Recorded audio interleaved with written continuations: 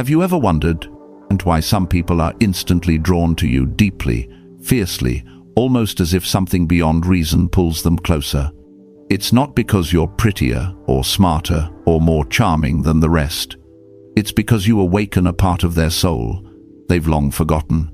Carl Jung believed that love is never random. Every spark, every heartbreak follows a hidden order within the soul. People don't fall in love with who you truly are. They fall in love for two reasons, buried deep in the unconscious. And once you understand this, you'll realize that love isn't just a connection with another. It's a mirror reflecting your own journey toward mastery and inner growth. In this video, we will explore.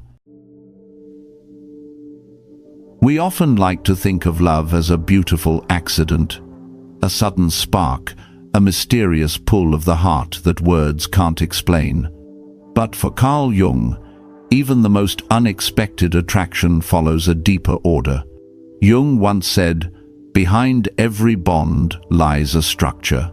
Behind every rush of emotion, every surge of affection, there is a psychological pattern, memories, wounds, and forgotten parts of ourselves."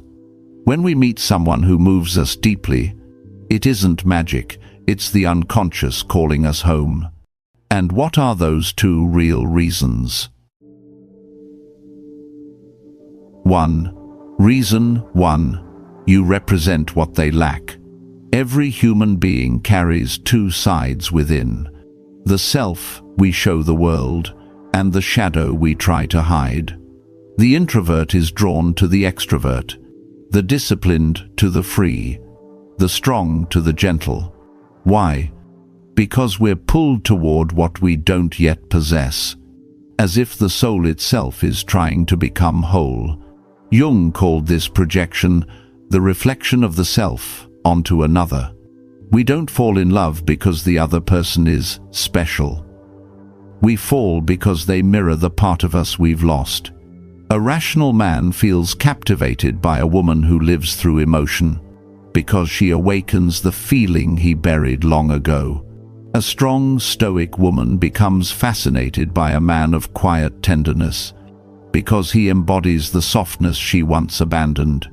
Love, at its core, is not about finding someone perfect, but finding the reflection of what's still incomplete within us. Yet, Jung warned, the things that irritate us in others are the things we have not yet accepted in ourselves. Love begins as light. But if we fail to understand the nature of that light, it soon turns into attachment, control, and disappointment. We start demanding others to fill the void inside us, instead of learning to become whole on our own. Marcus Aurelius once wrote, "No man is free who is not master of himself." The Stoics never saw love as a place to find happiness, but as a field to train the mind, to love without clinging, to connect deeply while remaining whole within. 2. Reason 2. You awaken the unconscious image within them. Jung believed that every person carries an inner image of the opposite gender.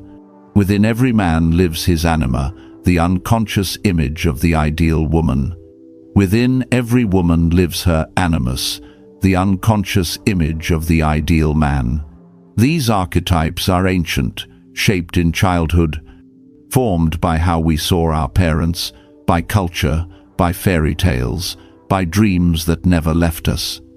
And then one day we meet someone, and they fit that image perfectly. Our heart races, our soul trembles, and we whisper to ourselves, "This must be fate."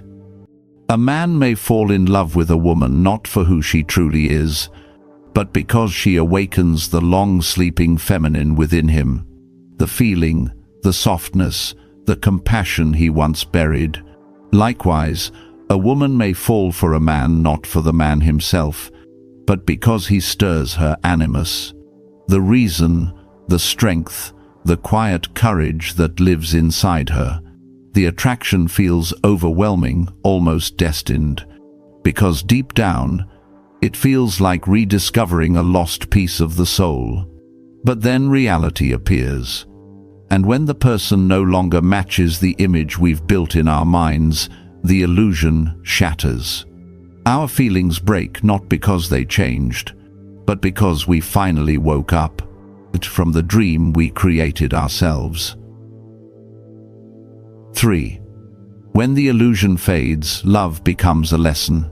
The Stoics never saw this as tragedy, but as an inevitable turning point in our psychological growth. Every person we've ever loved carries a reflection, a mirror that helps us see deeper into ourselves. The one who makes us happy teaches us about trust. The one who hurts us teaches us about boundaries. The one who angers us reveals our ego. And the one who leaves us in silence teaches us peace. Seneca once wrote, "No man is crushed by misfortune unless he has first been deceived by prosperity. No one collapses under pain unless they once believed happiness was guaranteed." Love is the same. We suffer because we believe the other will heal us, when, in truth, every wound can only be healed through self-understanding. When you love someone, you open a door, a chance to face yourself. If you're awake, you'll use that relationship to evolve. If you're not, you'll repeat the same pattern, love the same type, in the same way, just to relearn the same lesson, until you finally understand. 4. True love is the meeting of two awakened souls. When you stop searching for someone to fill the emptiness and simply wish to share your own light, love becomes the union of two free beings. No longer dependency but mutual respect. No longer fear of loss but the quiet joy of walking together. That's when you finally understand Epictetus's words. If you wish to be loved, love yourself first. The Stoics never avoided love. They simply learned to love without losing their reason. They understood that love is not about possession, but about revelation, seeing yourself more clearly through another. Once you understand this, every relationship, good or bad, begins to hold meaning. The one who leaves teaches you how to let go. The one who stays teaches you patience. The one who betrays teaches you trust. And the one who truly loves you teaches you gratitude.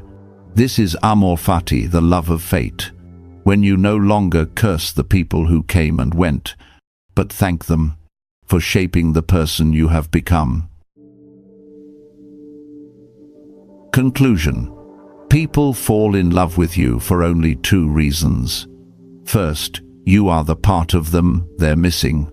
Second, you are the image their soul has carried all along.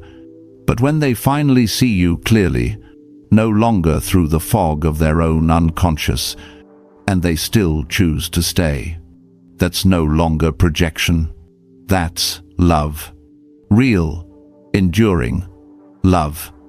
And if you can look at them the same way, not as someone to complete you, but as a companion walking the same path of growth, then love stops being a fleeting miracle and becomes a quiet awakening, a lifelong transformation of two souls that choose awareness over illusion.